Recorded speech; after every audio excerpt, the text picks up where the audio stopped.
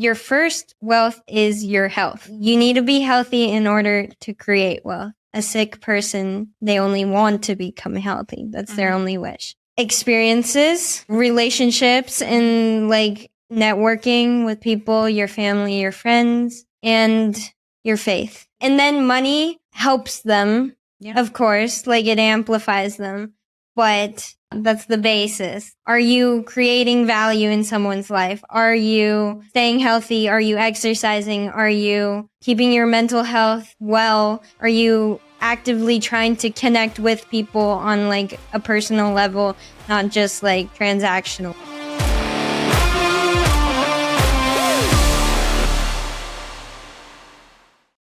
Hey friends, welcome back to another episode of the CarrotCast podcast. I'm your host, Brady Winder. This is a podcast where we help agents and investors build businesses, freedom and impact by dialing in your online marketing.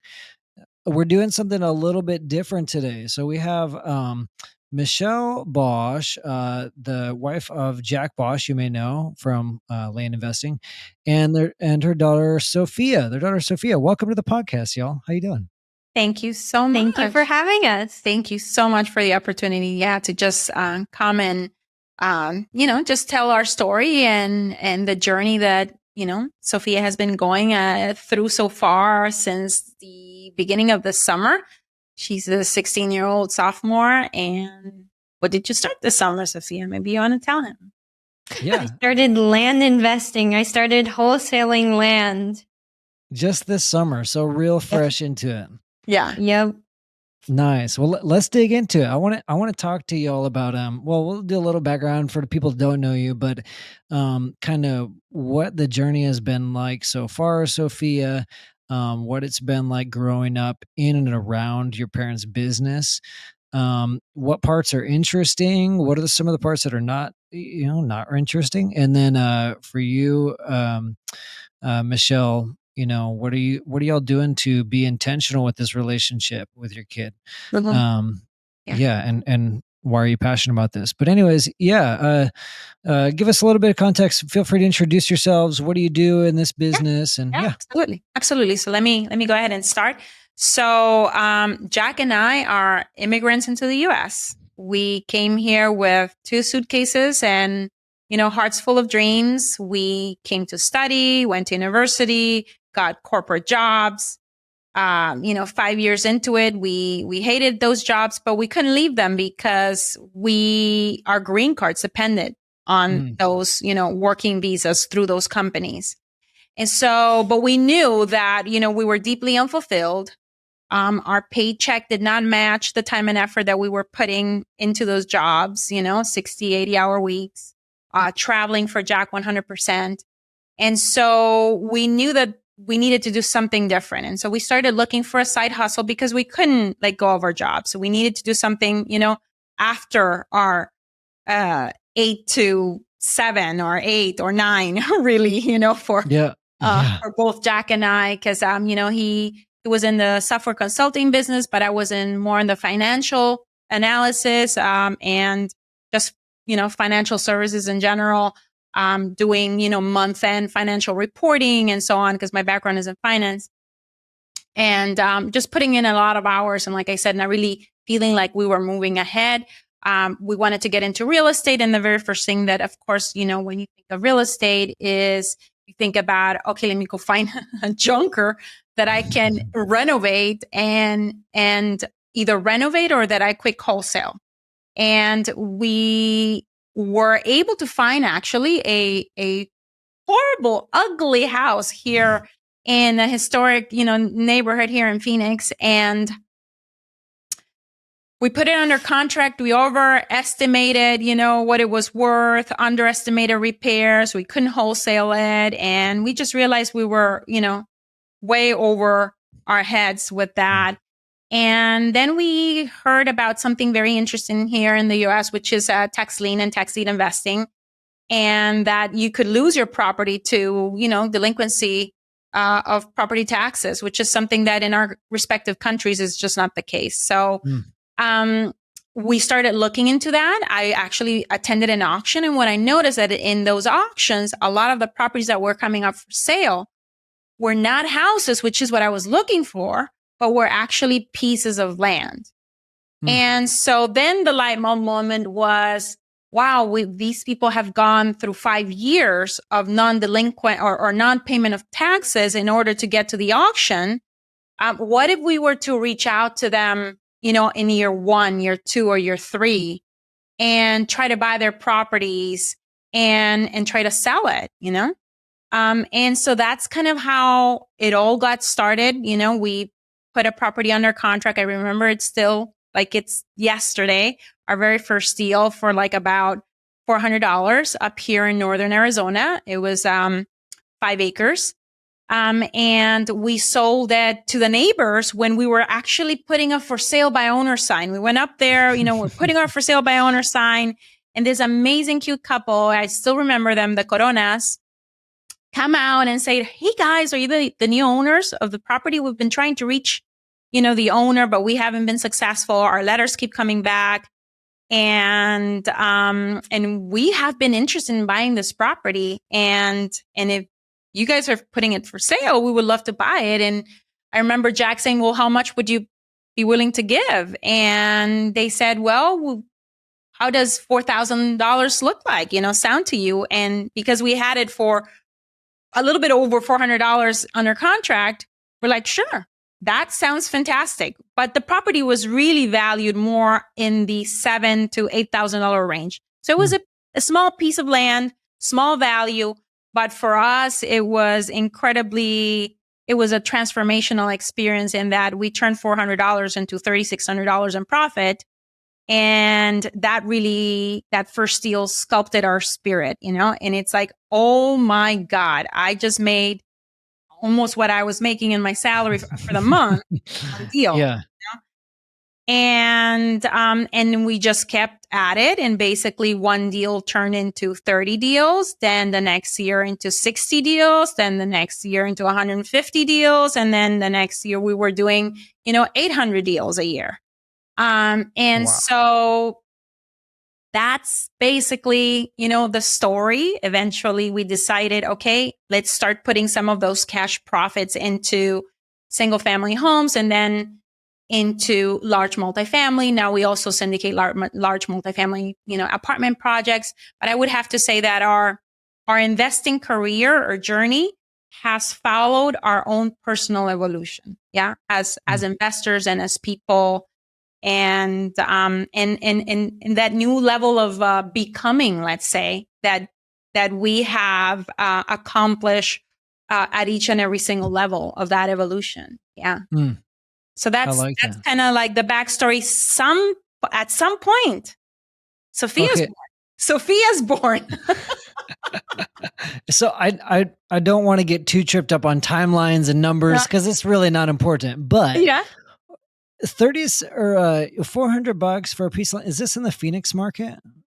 This is actually Northern Arizona. This is Navajo County, Apache and Navajo County. You can definitely get, recreational land out there, anywhere between, $5,000 to, there's areas there with beautiful, cabins, $1 million properties, but we specialize right now for Sophia and her land biz, which is where we see the bread and butter of our deals happening, in properties that are anywhere in the value of $10,000 all the way to $500,000. Yeah. So that's kind of like the land price range that we're focused on. And then with a lot of people either inherited, they don't want it anymore. They can't keep up with the property taxes, or whatever. And they just want to sell it. And usually they'll sell it to you for not that much. Yeah. Usually we pick some of those up. There's a good margin in there. Yeah. We usually pick them up from anywhere between 20 and, 40, 50 cents on the dollar. It just depends on what type of land, but this recreational land, yeah, definitely. It's easy to be able to offer 40 cents on the dollar or less and basically turn over and then put it in the market for 60 or 70% of market value. And you still are below market value to be able to get a quick sale and incentivize, a pool of buyers to buy from you either for cash or using seller financing. Yeah. Yeah. You know, it's funny. Some of the most successful websites in the care ecosystems are bringing in raw land leads.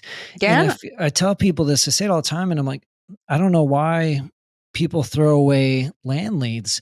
It's like maybe they just don't know what to do with them. But yeah, it's I crazy. think it's been a secret that actually lately I think it's become a little bit more well known, but still just mainstream America. I think when they think about real estate investing, land is the last thing that they think of.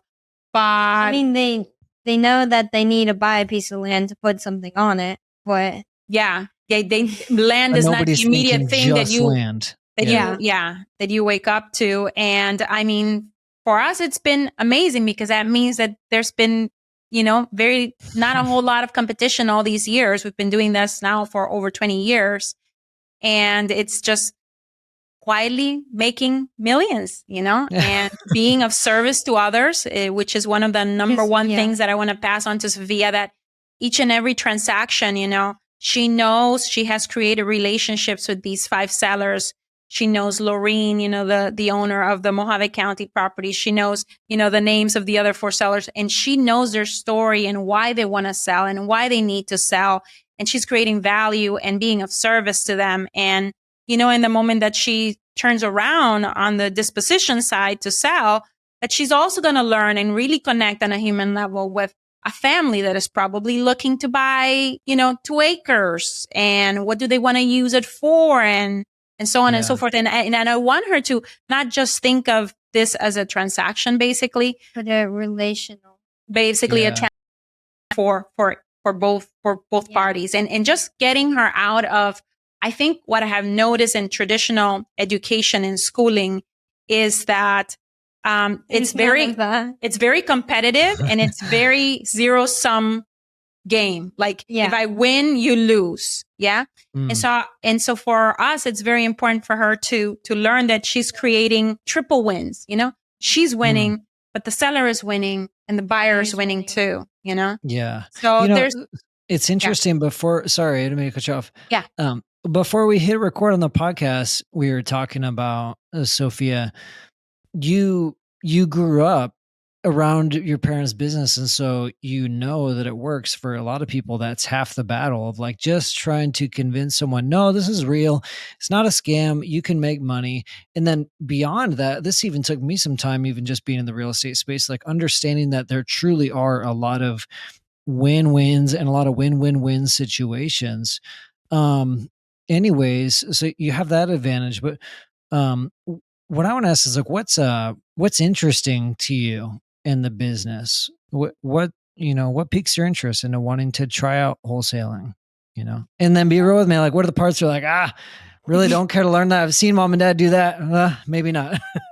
Yeah. So I've always grown up in a household that the word money was never off the table. Like it was never forbidden. Or some families only, you hear the money, like the term money used when there's a lack of it. Mm-hmm. But, in our family, it was never since they worked together, it would spill over into the family time, So I was always, as a kid, or even now, at home, I'm always listening. I have always been listening. They're always listening, Brady. Unfortunately, I get 2. I know they're always listening. Yeah. But for me, the most interesting thing about all this, I mean, at first I was like, what? You can buy it cheap and sell it for more? That's great. The fact that you can, I don't know, as a little kid, even now, I'm not even an adult yet. The fact that I can make my own money in the real estate world, because usually you think of some fancy adults doing it. But that seemed always cool to me. Achievable. Yeah. Achievable. I guess. Yeah. And also that light bulb of the price is it's not black and white. It's not like candy bar cost X. It's like it can cost hardly anything, or Yeah, well, for us, like, I feel like also growing up in the household, it was never like, oh, I can't afford this. It's how can I afford this? Very clear distinction. Yeah. But I feel like also what was interesting to me was like some aspects of it. Well, let me start with what was not interesting. For me, with my experiences right now, I'm having trouble talking to people on the phone. Yeah. Because like I'm 16. I feel like I sound 16. Like I have that fear of people not taking me seriously, things like that. So I hear all like them talking to them and they're being friendly, right?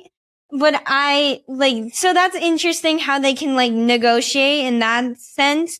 But also I'm good. Like if I'm good. And one of the coaches, in our coaching company, Sophia, it's not because you're 16. Even the adults that I coach, every single person, that's the biggest fear, is to get on the phone, and renegotiate either with a seller. But what about the follow up with the sellers? That wasn't so bad, right? Because the whole process started, with, well, do you want to tell him like how you started the whole process? Like what you did at each step? Okay, yeah. So to start off, just generally, I had to pick counties that I was going to send letters to. Okay. Seeing if people are interested in selling me their piece of land. And I did that by like comparing like the solds and the listed on like Zillow, things like that. It has to be in a certain percentage. But then you actually have to pull the records from the county. I pulled like 1,000 at a time. And then I sent them to a mailing house to all be sent out. Right. So that's the first step. Like getting that first letter to contact the people to see if they are willing to sell you their property. Yeah. So you're doing research, make sure you're finding a profitable area where the land's actually moving. You can't just sit on it and then send in your direct mail. Usually it's in like the path of growth. It's like, so it's not in the city where there's a lot of demand and stuff. It's like a little bit like past that, more urban areas, but not like rural, like where no one goes, because you don't want that. Yeah. I mean, unless it's recreational, but then there's still like some demand for it. Yeah. Like, but that wasn't too bad, right? No, it wasn't. I mean, it wasn't once I was done. There were some tears, but I got it. I figured it out. Yeah, there's a little bit of criteria for finding the counties, and then I'm like, Sophia, and even like this in paper, in paper they might look good, but unless you test with a test mailing, you sometimes all you're gonna discover that of those 10 10 counties that you identified and that were doing test mailing, 2 are gonna be gems. 2 or 3 are going to be okay. And maybe another 2 or 3 are not going to be so good. You're not going to get as much responses, from people. And on the ones that you do, you just go deep on those and until it. Yeah. But there was a point where even, going through her test phase, she hadn't gotten any contracts. And so your coach said to you I had to follow up with people. I actually had to call them.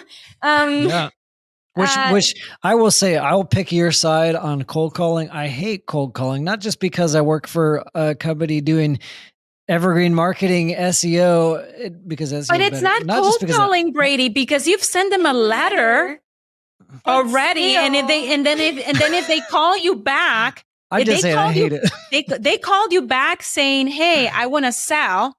And Sophia actually got even at that point, I don't have to call them. I just I do my comping, and I figure out what the market value is, what should I offer, and I send them that offer in the mail.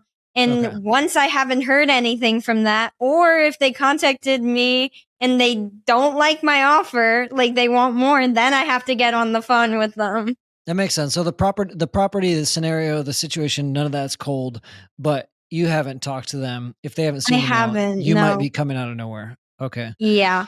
So what's that like, trying to trudge through this fear of rejection, talking to people?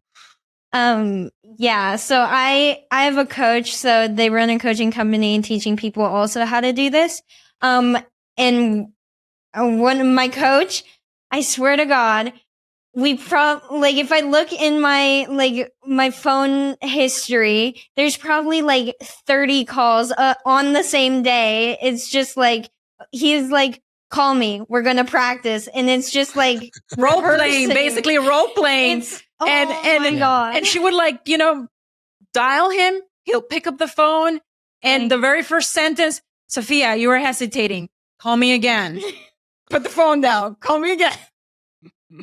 Until basically he felt it was like over the course of like 3 days, and there's probably the countless number of phone calls until she felt like, okay, I can say this without tripping over myself, and him, of course, asking her challenging questions, anticipating what a potential seller would say, and then once you did it, I mean, her little hands were shaking. Let me say that her hands were shaking, but I remember the first lady that I called, she was really mad that I hadn't followed up. So she was like, it was not good. But by the end of it, it was like, she was happy. She's like, okay, just send me another offer, or like because apparently she hadn't gotten the offer in the mail.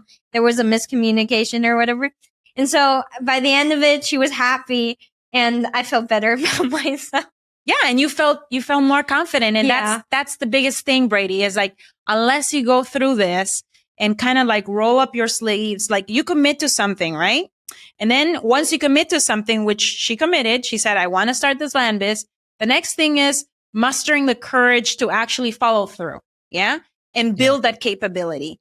And unless she makes these difficult calls, she doesn't build that capability that will then turn into confidence, right? It's like the only way to get to confidence is to go through that healthy struggle that we were talking about, prior to us starting here recording. I commend you on going through that healthy struggle. I used to have to make cold calls for an insurance agent, just calling, hey, can I do a free quote for you? And, it's the same thing as real estate. It's a numbers game. You certain amount of no's to a yes, but oh man, I hated it. And, so anyways, I didn't trudge through that. So I commend you for doing that. One thing, a coworker of mine turned me on to a book called Rejection Proof. And, oh man, that book is like changing my life, all about like dealing with rejection. Guy has a serious fear of being told no and goes on this 100-day rejection journey. I'm about halfway through that right now, loving that book. So I was like, let me skip the cold calls. I'm going to read the book instead.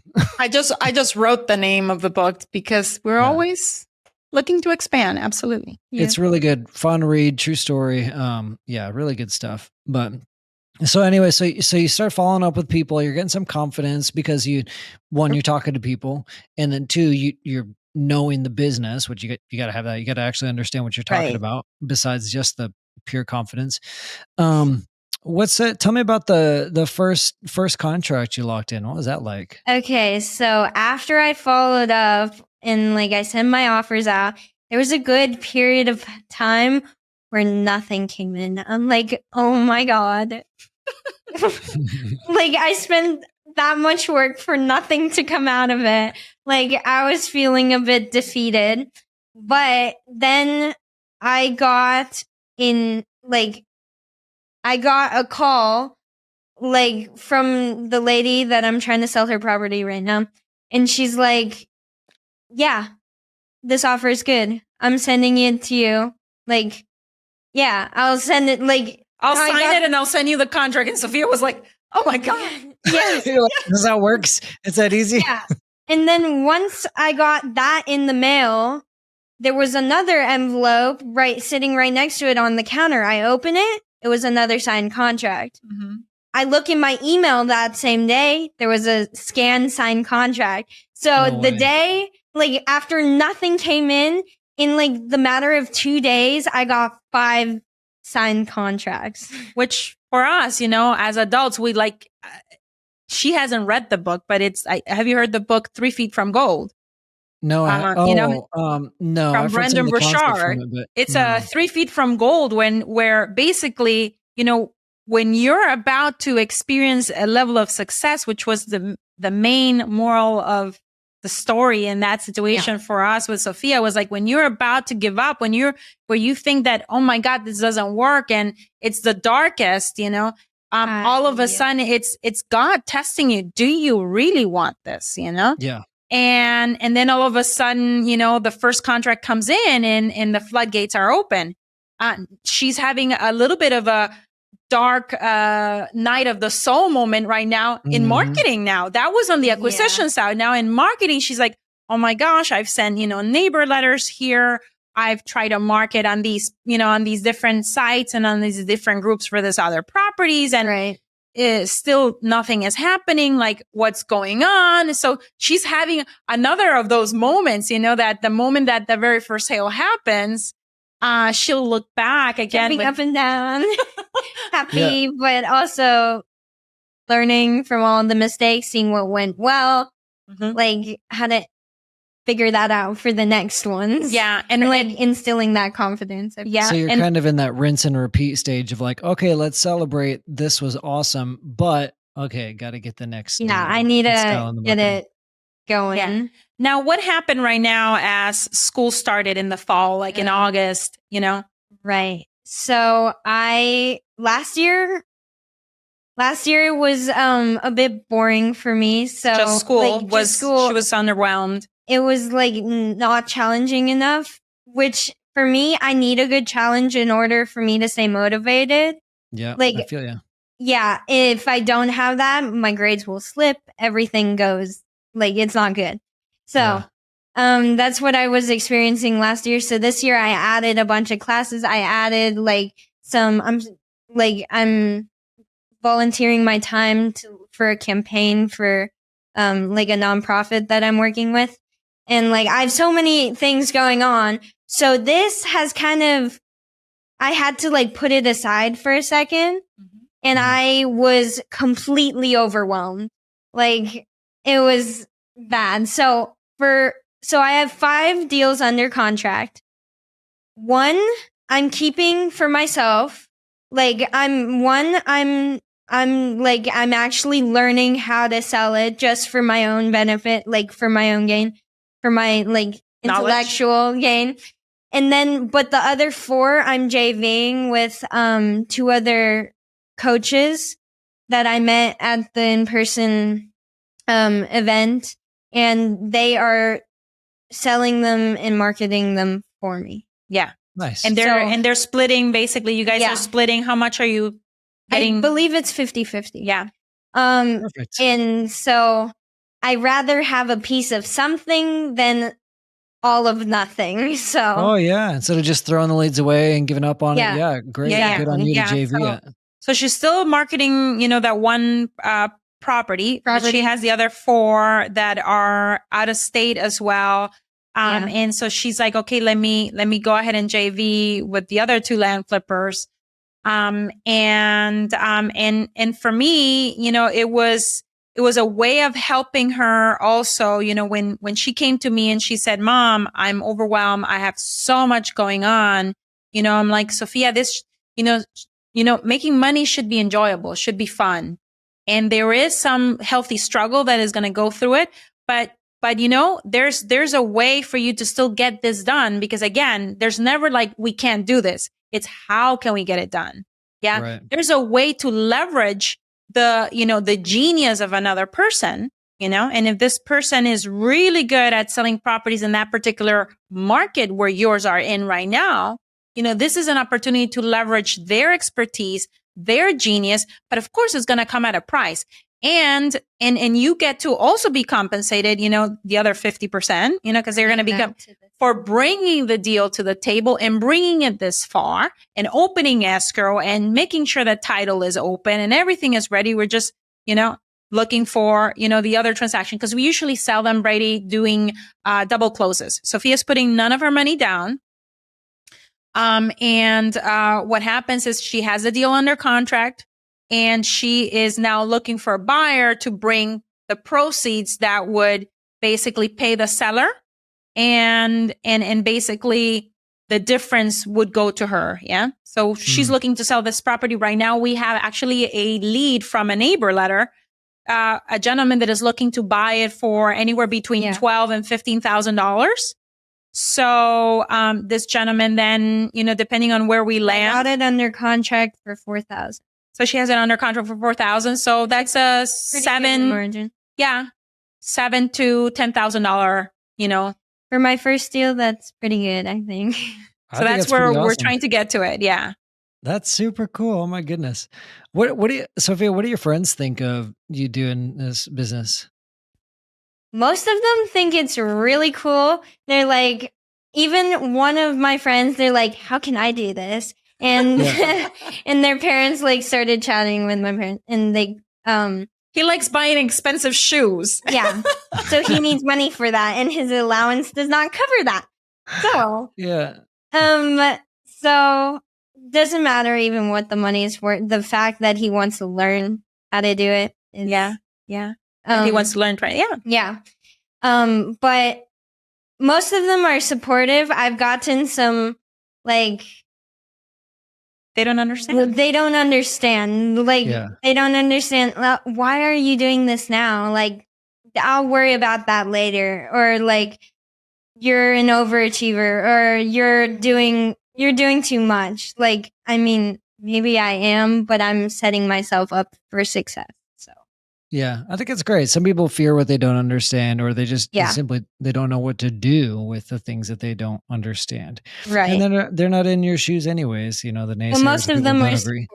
Yeah, most of them are supportive for sure. And what I tell Sophia right now is like, even in this, in this relationship that she has where she's joint venturing, on those other 4 deals, where, these 2 land flippers are bringing the best of themselves. I'm trying to also use that as a lesson, because she's heard us say at home that money is the best of me. But I don't think that she really experientially understood it. But now she's starting to get the fact that, oh my gosh, I did my very best, to get it to this point. And now somebody else is going to bring it from this point to the next, and they're bringing their very best. So the proceeds that we split at the end are the result of the sacrifice, the victory, the challenges, the fearful moments, the overcoming those obstacles. And so that truly symbolizes, this profit that I'm going to make truly symbolizes the best of me, and that's what I think I want her to think of as money. It amplifies you as a person. Yeah, exactly. And really, for her to understand that it's not just a transaction. It's not just a dollar bill, that because there's goes effort into making it happen, that it should be protected.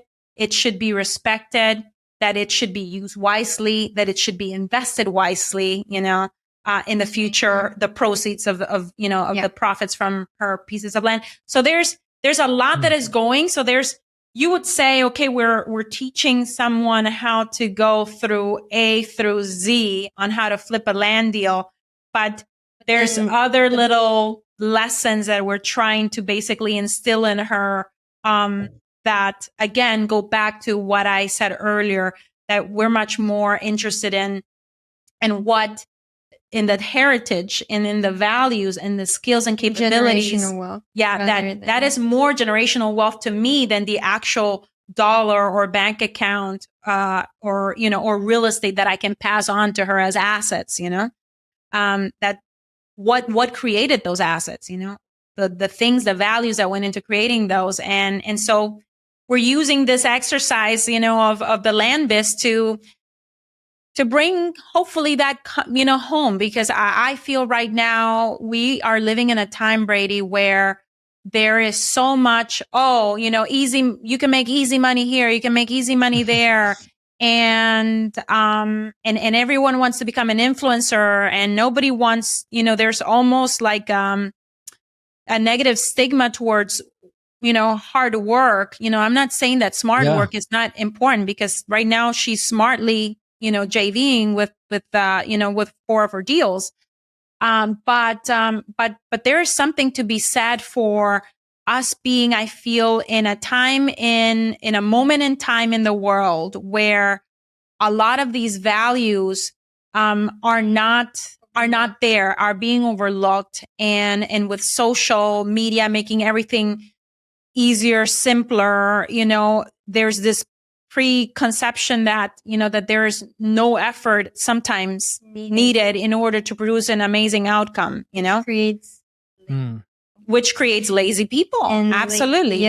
Yeah. And so there's a little bit of that of I think that is important. And for me, one of the reasons actually, for starting even our own podcast with Sophia and going through the journey that she's going through and documenting it is also that it's sharing in a time where there's a complete vacuum, I feel, of values being presented out there, for this age group specifically. I would love to, put those out there, and I would love for her to experience them, and how in how that transforms and changes also what she's doing. It's not just something mechanical that I'm doing, over a land flip to make money. Right. There's these other things that are coming along with it, and that hopefully helps her to be a guiding principle for the future. Yeah. That those things become a North Star. And even if she decides, after this whole experience, that, or she's made, I don't know, 20, 30, 40, $50,000. She decides that, what I loved, I kind of enjoyed it, but this is not my jam. Kind of like you were saying, this is not my jam. I want to go do something else. That the capability is there. Talking to somebody on the phone is a high income skill. Yeah, the skills are transferable. Fear is it'll be transferable to whatever, along with the value that goes and the resilience that goes of having had the healthy struggles and so on and so forth of going through the mechanics of it. Yeah. So you said something, what was that phrase you said? Money is the best of me. Is that how you put it? Yeah. Initially, when you said that, it kind of rubbed me the wrong way because I didn't understand it. I was like, oh, that sounds kind of weird. Like, but I realized as you explained it, I was like, oh, that's actually kind of cool. It's a result of all the hard work, the things you put into it.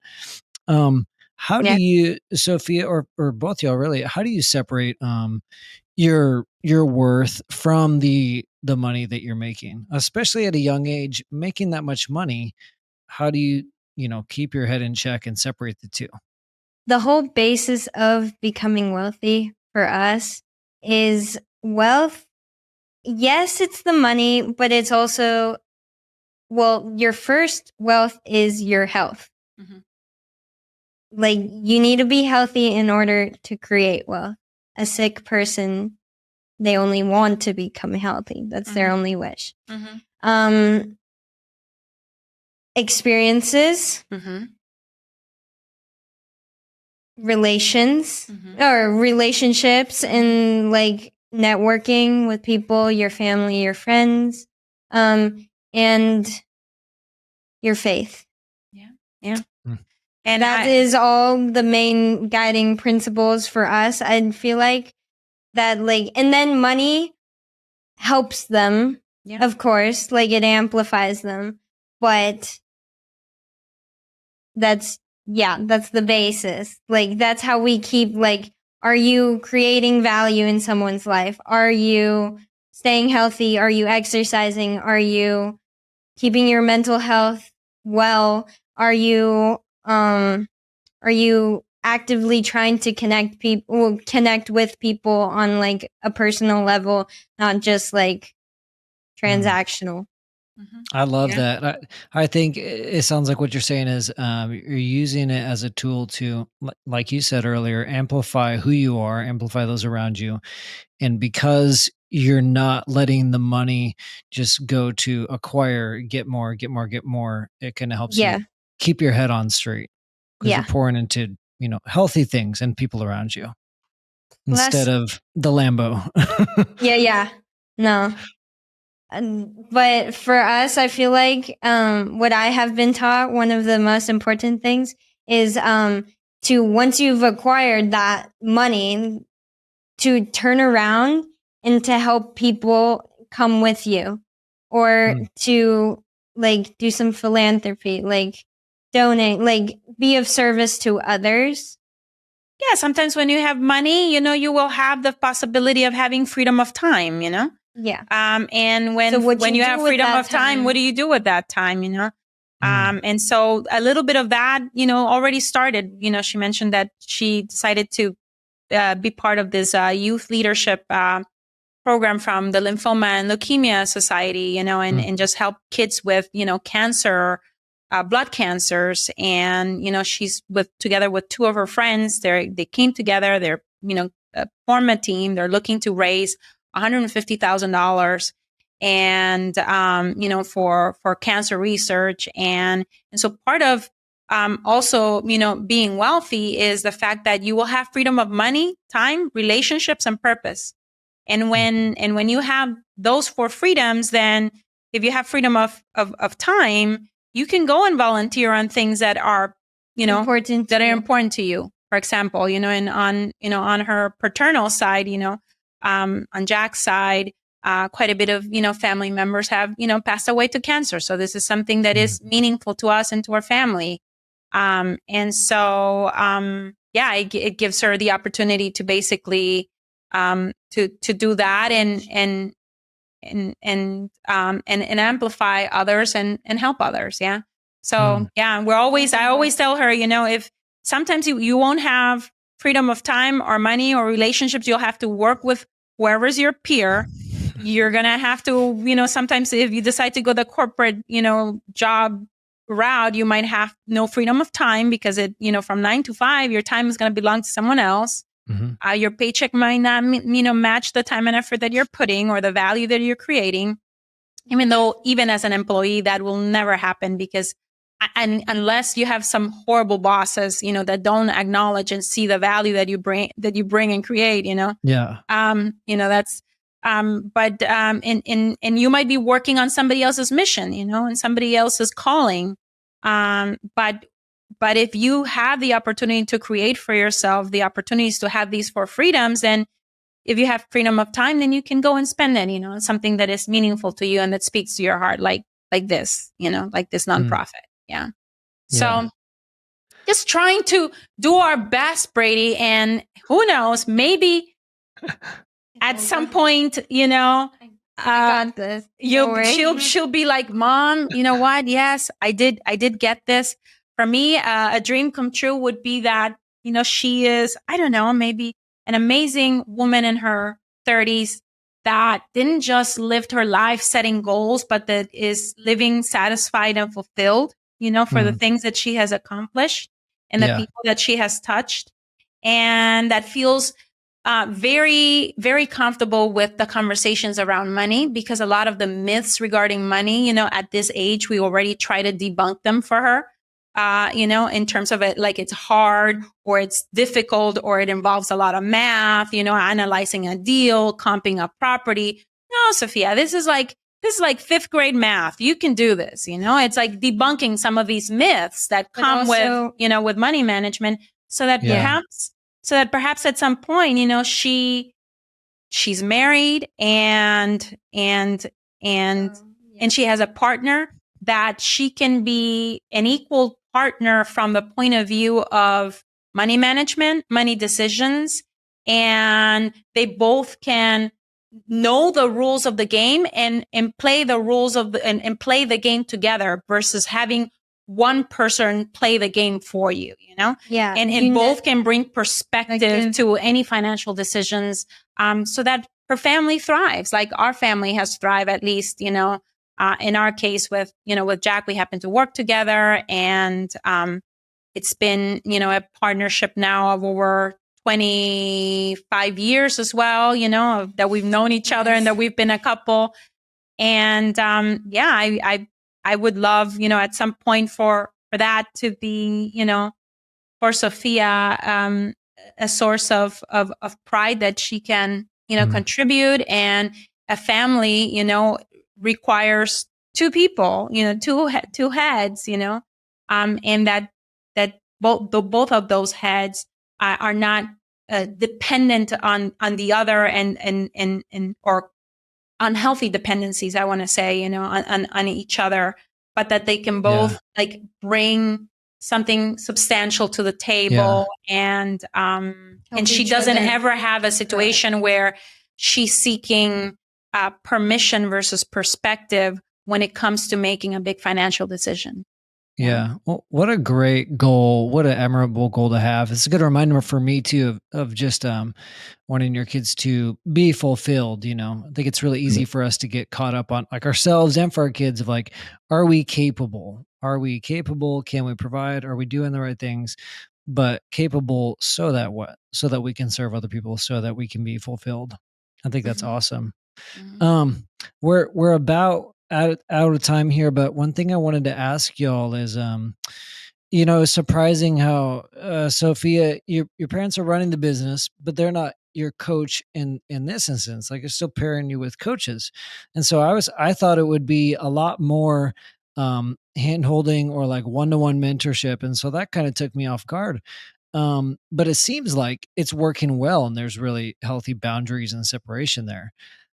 So, and anyways, my question is like, what for both of y'all, what do you feel like you're doing that is working well to help y'all function as a family unit? What are some of those things?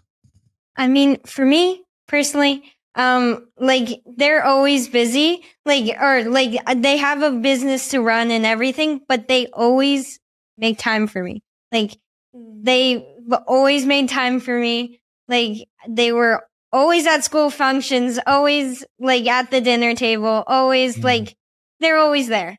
Like, even part of it is because they work from home, but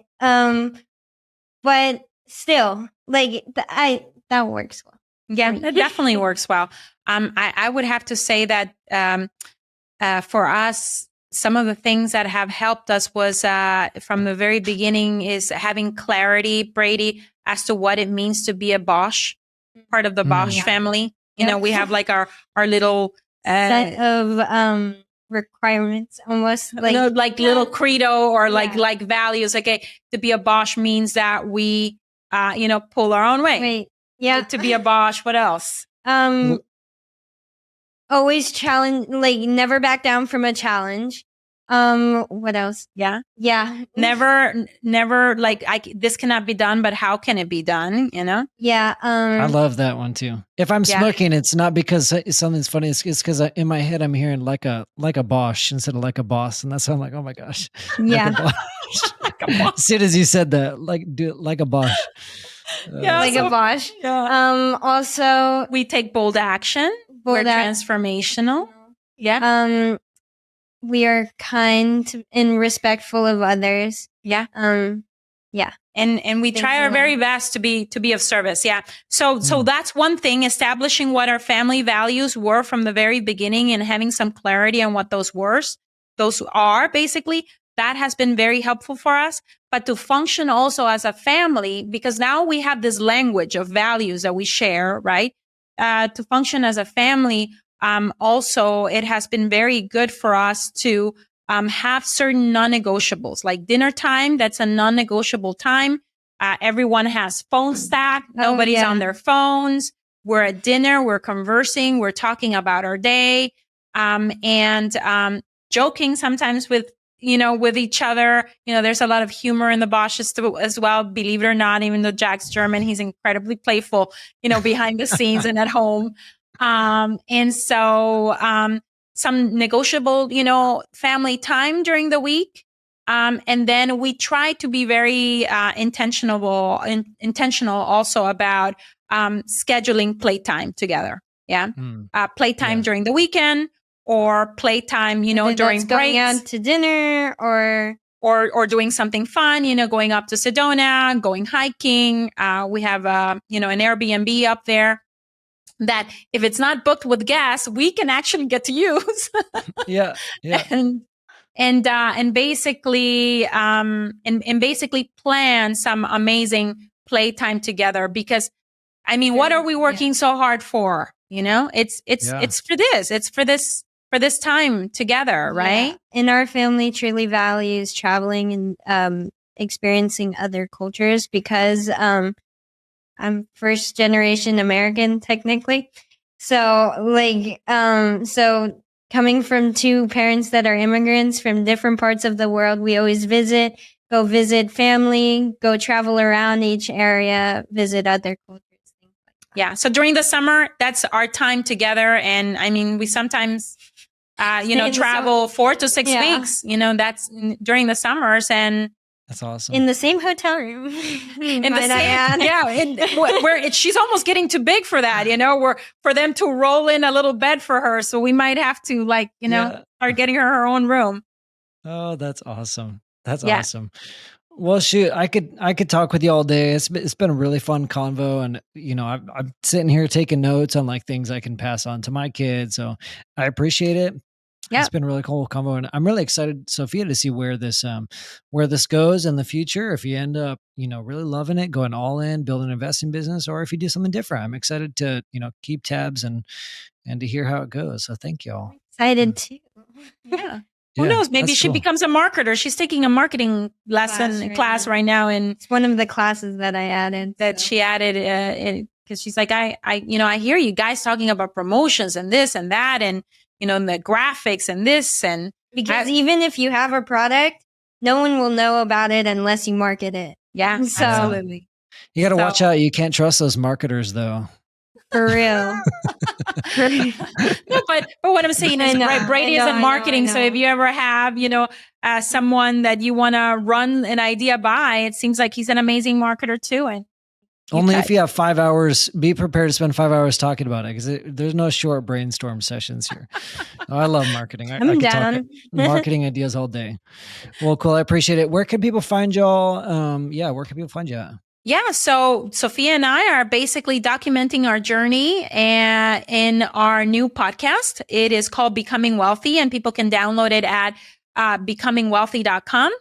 And you can go to michellebosch.com also. And, the episodes are there as well, along with a 30-day, free blueprint on kind of like the steps that, we're bringing Sophia through to get her to her first, land flip, her first, hopefully $10,000 payday.